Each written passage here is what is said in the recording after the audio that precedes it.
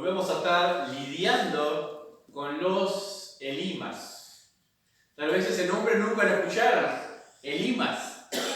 Pero vamos a ver que es más común tener a nuestro alrededor un Elimas de lo que pensamos. Incluso podríamos nosotros mismos llegar a apodarnos Elimas. Estamos en el capítulo 13 del libro de Hechos. El estudio que estamos haciendo, esta secuencia de la historia de la iglesia, muy interesante, el libro de Hechos, capítulo 13. Leíamos el domingo pasado cómo la iglesia de Antioquía llegaba a tomar una preeminencia importante en lo que iba a ser el desarrollo o la continuidad del Evangelio, dadas las persecuciones y las necesidades que también iban a surgir en Jerusalén. Entonces era importante la creación de este nuevo lugar como potenciador. O sea, un grupo de hermanos fieles dispuestos a mirar la obra de Dios y ver la forma de cubrir esas necesidades y que el Evangelio no se estanque, sino que pueda seguir creciendo y desarrollándose, y de mano todavía de aquellos que era inesperado, de gentiles, en su mayoría también, ¿no? Vamos a ver allí en el capítulo 13, primeros versículos del libro de Hechos. Dice así: había entonces en la iglesia que estaba en Antioquía profetas y maestros, Bernabé, Simón, el que se llamaba Níger, Lucio de Cirene, Manaén, el que se había criado junto con Herodes el tetrarca, y Saulo. Ministrando estos al Señor, ayunando, dijo el Espíritu Santo: apartadme a Bernabé y a Saulo para la obra a lo que les he llamado. Entonces, habiendo ayunado y orado, les impusieron las manos y los despidieron. Ellos entonces, enviados por el Espíritu Santo, descendieron a Seleucia y de allí navegaron a Chipre, y llegados a Salamina anunciaban la palabra de Dios en las sinagogas de los judíos. Tenían también a Juan de ayudante. Y habiendo atravesado toda la isla de Pafos, hallaron a cierto mago falso profeta judío llamado Bar Jesús, que estaba con el procónsul Sergio Paulo, varón prudente. Este, llamando a Bernabé y a Saulo, deseaba oír la palabra de Dios, pero les resistía Elimas, el mago, pues así se traduce su nombre, procurando apartar de la fe al procónsul. Entonces Saulo, que también es Pablo, lleno del Espíritu Santo, fijando en él los ojos, dijo: oh, lleno de todo engaño y de toda maldad, hijo del diablo, enemigo de toda justicia, ¿no cesarás de trastornar los caminos rectos del Señor? Ahora pues, he aquí, la mano del Señor está contra ti, y serás ciego, y no verás el sol por algún tiempo. E inmediatamente cayeron sobre él oscuridad y tinieblas, y andando alrededor buscaba quién le condujese de la mano. Entonces el procónsul, viendo lo que había sucedido, creyó, maravillado de la doctrina del Señor. Y tenemos en estos primeros 3 versículos lo que era la descripción de aquella primera iglesia, de aquella iglesia joven, en la cual ya había maestros, profetas o predicadores, además de Bernabé y Saulo o Pablo, que ya estaban allí en aquella iglesia. ¿Recuerdan cuánto tiempo había estado Bernabé y Saulo enseñando la palabra en aquel lugar? En el capítulo 11, versículo 26, leíamos que decía: y se congregaron allí todo un año, y enseñando a mucha gente, y a los discípulos se les llamó por primera vez cristianos en Antioquía. En solamente un año, la iglesia explotó, en el buen sentido, se expandió en aquel poder del Evangelio que encontramos en Hechos capítulo 1, versículo 8, y ya había maestros enseñando en aquel lugar. Y es más, cuando habíamos leído en el capítulo anterior también, el versículo 29, que habían escuchado la necesidad de los hermanos en Jerusalén, y dijeron: bueno, vamos a hacer algo por esa necesidad, y de ahí surge ese viaje misionero de Pablo y Bernabé rumbo a Jerusalén, que hacen el desvío por la isla de Chipre, después suben a la otra Antioquía y bajan después hasta Jerusalén. Surge por ese motivo, principalmente, de llevar esa ofrenda recaudada hacia los hermanos de Jerusalén, ¿no? Allí en el versículo 1 Veíamos esto de los hermanos, pero el versículo 2 dice, ministrando estos al Señor y ayunando, dijo el Espíritu Santo, apartarme a Bernabé y a Saulo para la obra a lo cual los he llamado. Aquí tenemos, ¿quién es el que llama para la obra? ¿Quién es el que dispone de los obreros particulares para la obra? Es el Espíritu, pero ¿dónde encuentra el Espíritu Santo obreros para la obra? ¿Dónde los encuentra? Los encuentra sirviendo en las iglesias locales. Sirviendo en las iglesias locales, estaban allí, dice, ministrando estos al Señor y ayunando. Ahora me hizo pensar en lo que es un ministerio. Y eso debemos tenerlo siempre en cuenta cuando hacemos algo por la obra de Dios. Hacemos algo por el Evangelio, hacemos algo que entendemos que Dios nos ha llamado a hacer. ¿Por quién lo hacemos? ¿A quién ministramos? ¿Ministramos a los hombres? ¿Ministramos a las multitudes? ¿A la gente? Dice que ministrando estos al Señor. Cuando ellos predicaban, cuando ellos enseñaban, cuando ellos hacían alguna obra, ¿a quién la hacían? Al Señor. Ministraban al Señor y a veces nos podemos confundir de a ratitos, de a momentos y pensar que lo hacemos a los hombres.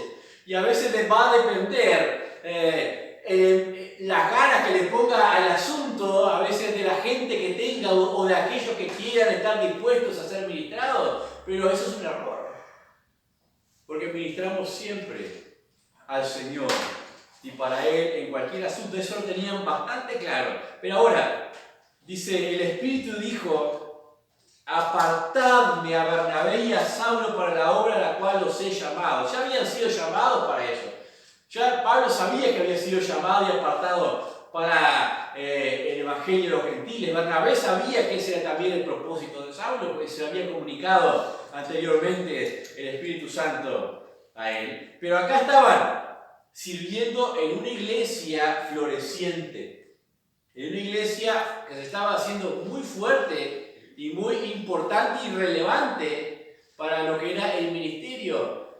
Y yo diría que se habían vuelto ellos presos voluntariamente de aquel lugar. Se habían vuelto presos voluntariamente de aquel lugar. ¿Presos en qué sentido? En el sentido del deber. Pero claro, la iglesia ya estaba firme, instalada, estaba fuerte. Y ahí les dice el Espíritu que los liberen. Libérenlos para aquello a lo cual los he llamado. Otra versión dice así. El Espíritu Santo dijo, vamos, aparten a Bernabé y Saulo para el trabajo al cual los he llamado. Entonces después de ayunar y orar, pusieron las manos a Saulo y Bernabé y los dejaron en libertad. Eso dice otra versión literalmente, los dejaron en libertad por la exhortación del Espíritu de decir, bueno, déjenlos. El Espíritu llama a los fieles, llama a aquellos que están sirviendo. Después pensaba en otra cosa, humanamente hablando.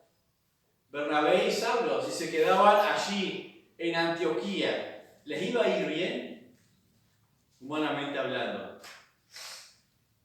Sí que les iba a ir bien, porque ya se estaban haciendo de un montón de ayudantes, de otros maestros, de otros trabajando, de otros predicando, y la iglesia estaba siendo muy fuerte. Si se quedaban allí, podían sentarse en cómodos sillones prácticamente a dirigirlo todo, o trabajar como quisieran, iban a quedar como de renombre, igualmente en la historia de lo que era aquella iglesia.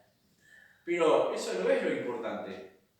Lo importante es hacer lo que Dios quiere que uno haga. Lo importante no es el aplauso ni el éxito, entre comillas, que podríamos considerar humanamente hablando lo que sería un gran desarrollo o grandes pompas.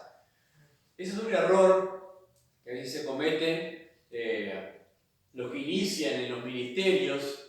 A veces se instalan en lugares ya muy establecidos, muy organizados, toman ministerios con un montón de gente y pareciera que les va bien. Pero eso no es lo que realmente a veces el Señor quiere.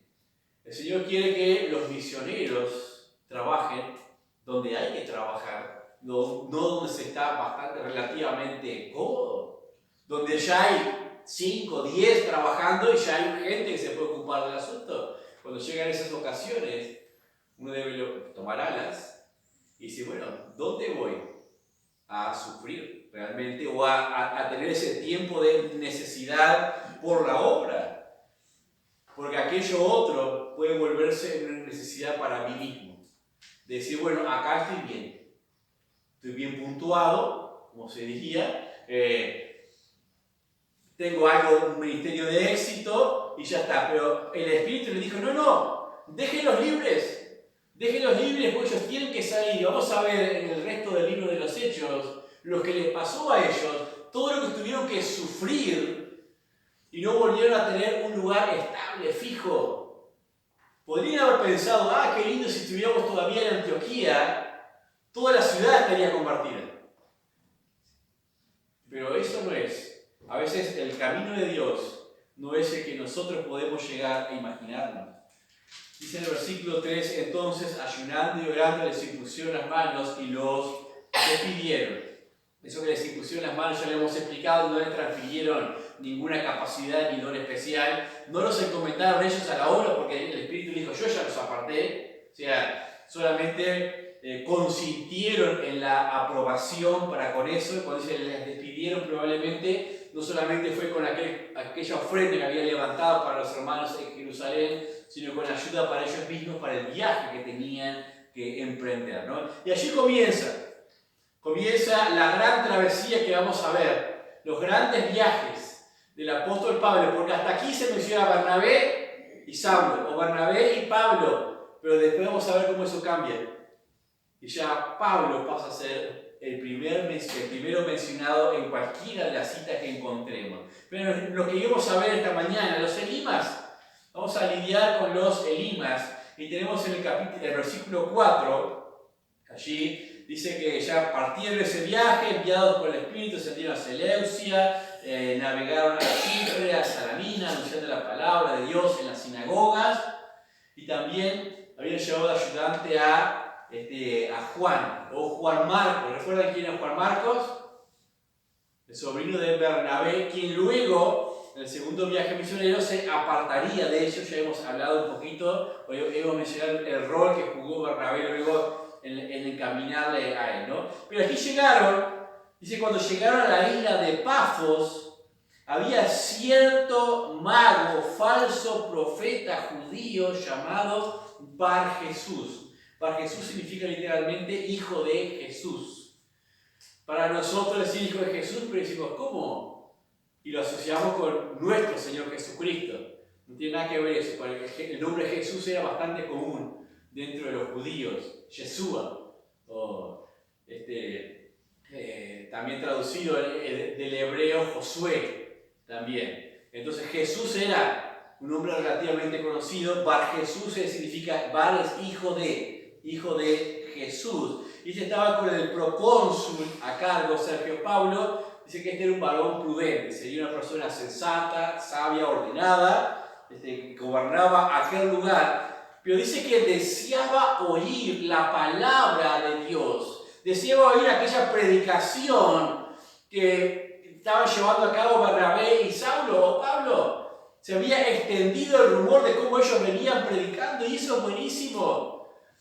Ese es el deseo de cualquier predicador, llegar a un lugar y saber que están deseando escuchar lo que vas a enseñar, la predicación, especialmente a aquel que no conoce todavía al Señor Jesucristo. Eso es fantástico, es una puerta que se abre a través del procónsul, nada menos y nada más. Pero les voy a decir algo, así como Dios, a través de su Espíritu, llama, capacita, obra, lleva adelante el mensaje, también el diablo tiene sus operadores. Tienes a aquellos a los cuales trabajan para él y sin saberlo. Realmente sin saberlo trabajan y colaboran para con él, y van a intentar poner su cola allí en el medio de la predicación del Evangelio. Y aquí va a utilizar a este mago, también traducido es Elimas, para Jesús, o Elimas es la otra traducción que significa mago también, para estropear o entorpecer la llegada del Evangelio para con el procónsul.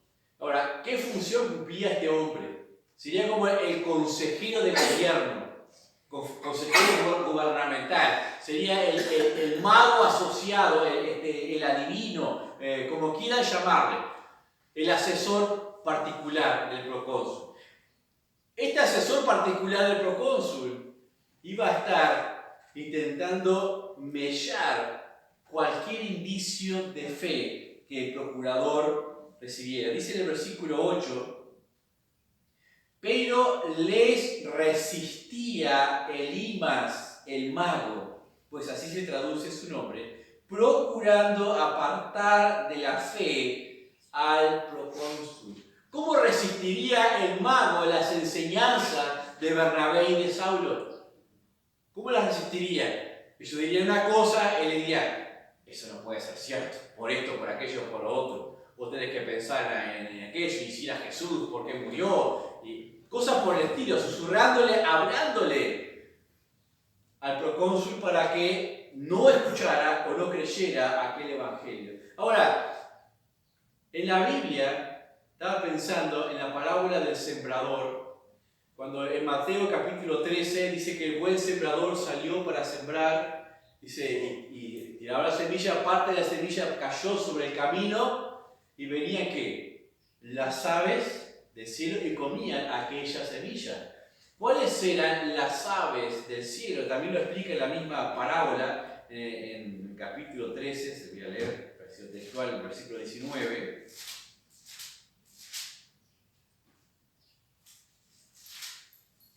13:19 dice: cuando alguno oye la palabra del reino y no la entiende, viene el malo y arrebata lo que fue sembrado en su corazón. Este es el que fue sembrado junto al camino. Esas aves, le decimos en una interpretación lógica, son los demonios, o lo que se suele usar, que vienen y arrebatan la semilla del corazón de aquellos en el cual todavía no han llegado a penetrar o no tienen entendimiento. Pero yo digo, ¿cómo se manifiesta? ¿Cómo es un ataque del diablo? ¿Cómo se imaginan ustedes un ataque del diablo sobre sus vidas cuando han recibido la palabra de Dios?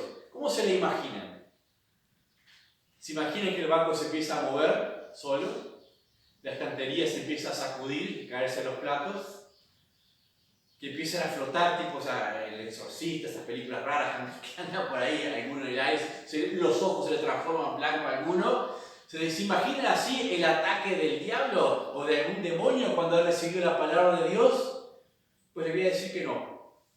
No es ese el mecanismo que va a utilizar el diablo, porque asustaría a todos. Y correrían más todavía a refugiarse en la palabra de Dios o en el vínculo o en el círculo de lo que es la fe. Aquí con este Elimas tenemos un buen ejemplo de la astucia del enemigo para intentar arrebatar cuando la palabra, llegando al corazón de aquellos que están interesados en ella, puede venir con la cara de un rostro amigable, de un rostro cercano, de alguien que aparentemente tiene muy buenas intenciones y quiere ayudarnos a no ser embaucados o no ser trastornados por la misma palabra de Dios. Todo aquello que en alguna forma se comporta como un obstáculo para nuestra fe, todo aquello o todo aquel se transforma como un obstáculo para la fe, para evitar el desarrollo de nuestra fe, para evitar que nosotros digamos creo o confío o lo hago. Aunque venga del más cercano, puede estar siendo un instrumento de Satanás sin saberlo la otra persona. Sin saberlo. Sin saber puede estar siendo un instrumento del mismo diablo. Les voy a leer un par de ejemplos. Tito. No desmarquen ahí. Tito capítulo 1, versículos 10 y un par de versículos más. Tito, capítulo 1. Después de todas las tres está Tito. Antes de Hebreos. Antes de Filemón, perdón.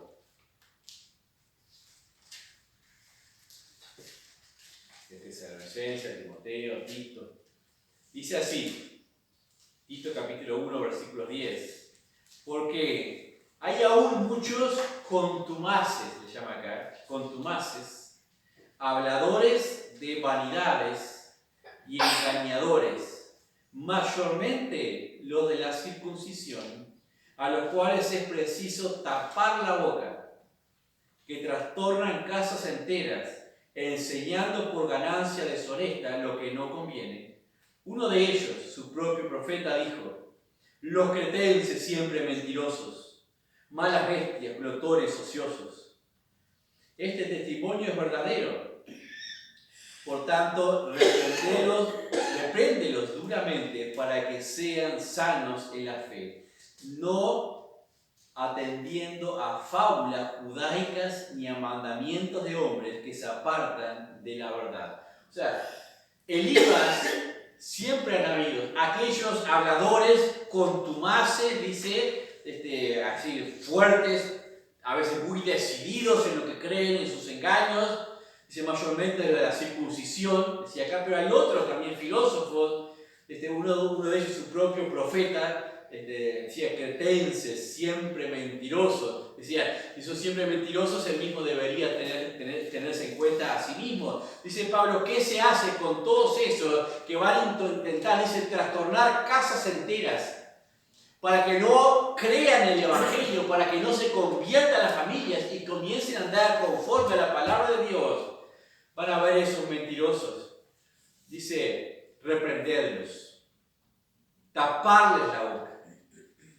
Taparles la boca, es duro eso, ¿no? ¿Cómo alguien que predica el amor de Dios, el Evangelio del Señor Jesucristo, puede recomendar a los hermanos a reprender y taparle la boca a aquellos que no saben lo que dicen en relación a la palabra de Dios? Suena durísimo eso, pero cuando consideramos la seriedad del mensaje del Evangelio y todo lo que está, la eternidad que está en juego en relación a la verdad, pienso realmente como el apóstol Pablo, que no hay que andar con medias tintas, no hay que andar con dobleces en ninguna manera, porque pueden tener la apariencia buenísima. Puede ser inclusive un ancianito, una ancianita, chocheando, pero que intenta trastornar la verdad. ¿Uno qué hace? ¿Deja que la trastorne nomás? ¿Que hable a boca abierta y diga cosas que no son correctas? No, hay que taparles la boca. Hay que reprenderles para que no sigan de esa manera. Puede venir diciendo a alguien, como he escuchado hace poco tiempo, la iglesia local es un engaño, no existe. Jesús no quiere iglesias. Yo la escucho y me puedo reír nada más de lo ingenuo que es eso. Pero si se repite mucho a otros que están desarrollándose, a niños, delante de otros, puede estar sembrando un error que puede hacer su mella el día de mañana. Entonces hay que reprenderles. Yo te pregunto, Elimas, el procónsul tenía su Elimas, su mago acharlado intentando tirar por tierra todo lo que era la verdad. ¿Cuál es tu mago? ¿Cuál es tu Elimas? Y me dirás, yo no tengo ningún consejero a mi lado, no soy tan importante para tener ese séquito ahí. Pero cualquier persona de nuestros más cercanos que de alguna manera intenten obstaculizar lo que es la apreciación de la verdad, lo que es la fe, se convierte en un Elimas. En un Elimas. ¿Qué debes hacer? Debes dejar de escuchar. Debes dejar de escucharles. Porque, y por más que a veces parezca que quieren lo mejor de nosotros, que quiere ayudarnos a crecer, si no es conforme a la palabra de Dios su consejo, no es conveniente que uno le siga escuchando. Y el otro ejemplo que voy a citar nada más es el de María y Marta. En aquella ocasión en la cual Jesús se había presentado a enseñar en la casa de María y Marta, había un montón de gente reunida para los discípulos, y Marta, claro, se volvió loca, en el buen sentido de la palabra, ¿no? Hay que atenderles, hay que hacer las cosas de la casa, alguien tiene que preparar la comida, alguien tiene que llevarle agua, alguien tiene que preparar los asientos. Estaba enloquecida ahí. María, la hermana, estaba simplemente fascinada, sentada, escuchando las enseñanzas. Y Marta no podía creerlo, me dejó sola sirviendo con toda la gente que tenemos en casa. Y va y le dice a Jesús: Señor, como maestro, ¿no te das cuidado que mi hermana me deje servir sola? Repréndela. Y Jesús le dice: Marta, Marta, afanada y turbada estás por tus muchas cosas o tareas. María eligió la buena parte, la cual no le será quitada. Marta se estaba convirtiendo en una especie de Elimas. Su intención era buena, ¿o no? Su intención era servir a Jesús, servir, ministrar a los que estaban. Pero para María lo importante era escuchar, era crecer en el entendimiento de la enseñanza del Señor Jesucristo. Entonces en ese reclamo, Marta se estaba convirtiendo en un Elimas para María. Parecía que quería lo mejor, pero se estaba equivocando. En este caso, Elimas tenía sus intereses personales para con el procónsul. Claro, si el procónsul abrazaba la fe, comenzaba a confiar en la oración, en la sabiduría que viene de Dios para tomar decisiones, en la palabra de Dios, ya la función de Elimas como mago asesor se vería inútil, ya no sería necesario la presencia del procónsul. Entonces el negocio se le acababa. Ahora, ¿qué hacemos nosotros cuando aparece ese tipo de gente que intenta interferir con nuestras vidas? Ojo, como dijimos, a veces puede ser de buena voluntad. ¿Saben dónde vamos a encontrar la mayor cantidad de Elimas? En nuestros propios hogares. En nuestros propios hogares vamos a encontrar la mayor cantidad de Elimas. En nuestros cónyuges, en nuestros hijos, en nuestros padres, en nuestros hermanos. Vamos a encontrar Elimas, aquellos que van a intentar persuadirnos a veces de no seguir adelante en el esfuerzo que entendimos o en el crecimiento que necesitamos para desarrollarlos. Nuestros propios allegados. Vamos a ver qué hizo Pablo allí en Hechos capítulo 13, en el versículo 9 al 11, dice: Entonces Saulo, que también es Pablo, lleno del Espíritu Santo, fijándose en él los ojos, dijo: Oh, lleno de todo engaño y de toda maldad, hijo del diablo, enemigo de toda justicia, ¿no cesarás de trastornar los caminos rectos del Señor? Ahora pues, he aquí, la mano del Señor está contra ti y serás ciego, y no verás el sol por algún tiempo. E inmediatamente cayeron sobre él oscuridad y tinieblas, y andando alrededor buscaba a quien le condujese de la mano. ¿Qué hizo Pablo? O sea, llevó el asunto al Señor en el sentido de que, bueno, lo puso delante del Señor. Si bien lo que dice que haya oscuridad sobre ti, quedes ciego, sino Pablo pensó un mal para este hombre, realmente quiso mal para este hombre. Pablo, que estaba procurando predicar el amor de Dios en Cristo Jesús para salvación, ¿pensó hacerle un mal a Elimas diciendo que quedara ciego por algún tiempo? Creo que no. Como Saulo fresquitamente tendría presente el tiempo de su conversión, en el cual él también andaba testarudo, tosudo, hasta que el Señor le dejó ciego por un tiempo, y en ese estado reflexionó y reconoció todo su mal. Creo verdaderamente que Pablo, recordando ese tiempo en el camino a Damasco, tendría la mejor intención para Elimas y procuraría que el Señor también tomara parte con Elimas en ese estado de ceguera. no porque pensara algún mal para él. En el versículo 12 dice que entonces el procónsul, viendo lo que había acontecido, creyó maravillado de la doctrina del Señor. O sea, creyó al ver aquello, como aquel mago había quedado ciego, quedó impresionado. No sabemos realmente si creyó para salvación o creyó por impresionismo, nada más, no podemos hacer ningún tipo de juicio al respecto, ¿no? Pero hemos de decir entonces que cuando nosotros pensamos en nosotros mismos y en nuestro bienestar o comodidad, nos podemos convertir a veces en un Elimas o en un Bar Jesús para otros, para los mismos hermanos a veces de la congregación.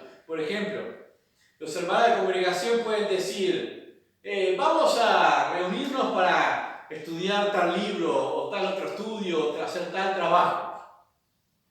Y puede venirnos un hermano y decir, no, creo que no es conveniente, porque mirá la salud de Alba, José Luis Rodilla, o la distancia que le queda a fulano, vamos a pensar mejor en ello y vamos a hacer otra cosa mejor. Ahí puede estar tomando la función de un Elimas, con la mejor intención tal vez de pensar en los hermanos, pero en realidad están pensando en sí mismos o en las propias comodidades. Entonces, usted mira, pero pastor, siendo uno creyente, salvo, ya seguro de la doctrina y de todas las cosas, ¿puede uno ser usado por el diablo en esa forma de un Elimas? ¿Acaso está insinuando eso? Les digo que sí, es posible, por eso digo, no con mala intención, con buena intención, pero mirándonos a nosotros mismos nos convertimos en un Elimas. Esto le pasó nada menos y nada más que al apóstol Pedro. En Mateo capítulo 16, Mateo capítulo 16,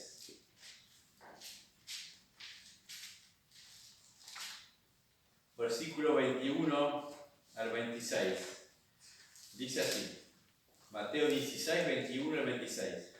Después entonces comenzó Jesús a declarar a sus discípulos que era necesario ir a Jerusalén y padecer mucho de los ancianos, de los principales sacerdotes y de los escribas, y ser muerto y resucitar al tercer día.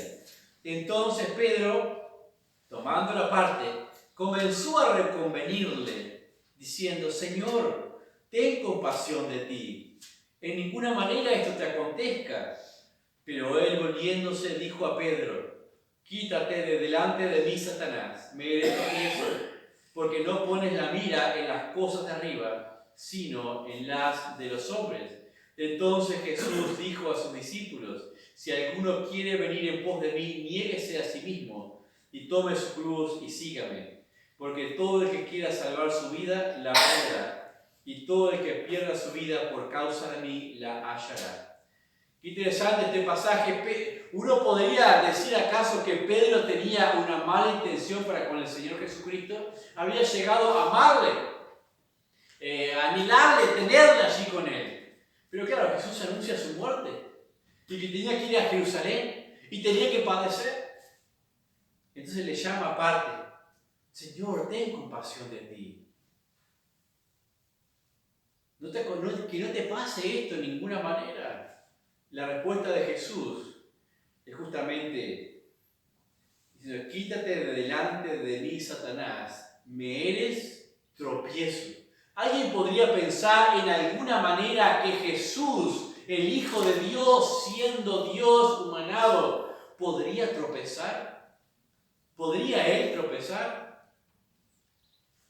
Le dice a Pedro, me eres tropiezo. ¿En qué sentido le era tropiezo? En el sentido de que siendo Dios estaría llenando de compasión por el sentir de Pedro, diciéndole, sí, él va a sufrir. En el sentido de compasión, no porque Jesús iba a tropezar y dejar de hacer lo que tenía que hacer, porque le vino a hacer la voluntad de su Padre, pero le ponía más carga sobre él. Por compasión por el mismo Pedro. Dice, me eres tropiezo, Pedro.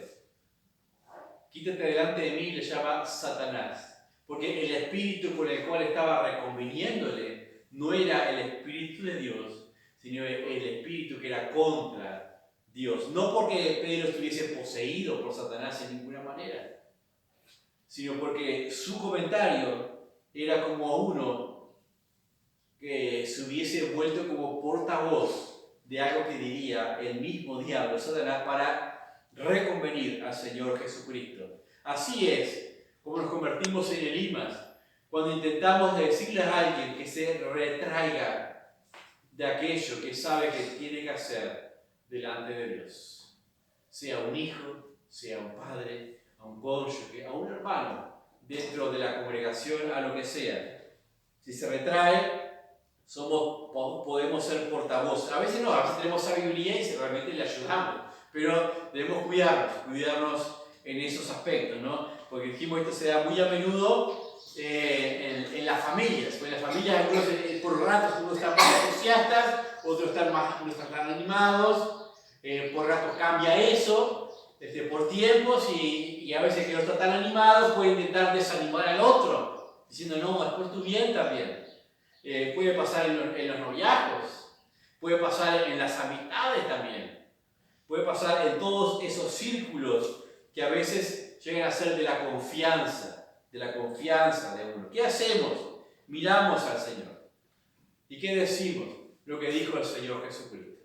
¿A quién es necesario obedecer?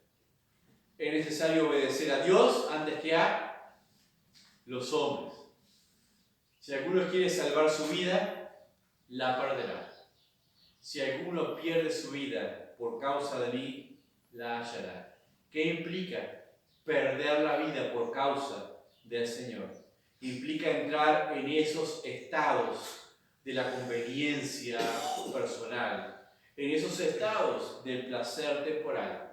Eso sería perder, ganar su vida, pero la pierde realmente porque pierde aquella vida preciosa que el Señor tiene para aquellos que andan en su obediencia. Cuando volvemos a ello, para terminar, dice allí en el capítulo 13 del libro, el versículo 15, por ejemplo, después de la lectura de la ley y de los profetas, los principales de las sinagogas mandaron a decirles: varones hermanos, si tenéis alguna palabra de exhortación para el pueblo, hablad.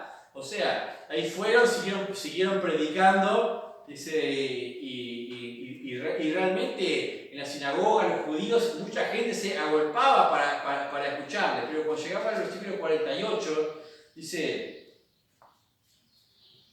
los gentiles, oyendo esto, se regocijaban y glorificaban la palabra del Señor, y creyeron todos los que estaban ordenados para vida eterna, y la palabra del Señor se difundía por toda aquella provincia. Pero en los versículos anteriores dice, pero el versículo 45, pero viendo los judíos la muchedumbre, se llenaron de celos y rebatían lo que Pablo decía, contradiciendo y blasfemando. ¿Cómo que un judío puede blasfemar? Si el judío sabe que blasfemar contra Dios es motivo de muerte, de apedreamiento. Blasfemaban contra el Señor Jesucristo, porque para ellos Jesús no era Dios. Entonces, hablar mal de Jesús no era blasfemar, según ellos, pero según Dios, según Pablo sí decía, ellos estaban blasfemando. Entonces Pablo y Bernabé, hablando con denuedo, dijeron: a vosotros, a la verdad, era necesario que se os hablase primero la palabra de Dios, mas puesto que la desecháis y no juzgáis dignos de la vida eterna, y aquí nos volvemos a los gentiles. Y ahí comienza el ministerio para con los gentiles, aunque en ninguna manera se desecha la predicación entre los judíos. Dice en el versículo 42, a pesar de la oposición y todo, 52, y los discípulos estaban llenos de gozo y del Espíritu Santo. Dejaron la comodidad de Antioquía, salieron a predicar, encontraron la oposición de todos los judíos, el rechazo, tuvieron que abandonar las ciudades, y sin embargo seguían llenos de gozo y del Espíritu Santo, porque estaban haciendo lo que Dios quería que hicieran. Cuando no miro las cosas de arriba y miro en las de los hombres nada más, o mis propias comodidades, o miro los resultados aparentes y me conformo con ellos, puede ser que todavía no experimente el gozo que viene de Dios. Cuando ando delante de Dios, sin importar los aparentes resultados temporales, puedo experimentar el gozo y la paz que vienen de parte de Dios. Vamos a dejarlo ahí, le vamos a seguir porque realmente lo que sucede después en el capítulo 14 es impresionante. Vamos a tener que detenernos un poquito allí a considerarlo, vamos a orar entonces. Padre, en esta hora te damos gracias por este tiempo con tu palabra, te damos gracias por tus misericordias, te damos gracias porque renuevas el ánimo de nuestra fe día a día y nos permites seguir con entendimiento de ella. Oh Dios, pedimos que si de alguna manera podemos llegar a ser urelimas, podemos abrir nuestra boca para poner tropiezo, para poner negligencia en alguno en cuanto a ti, oh Dios, al crecimiento.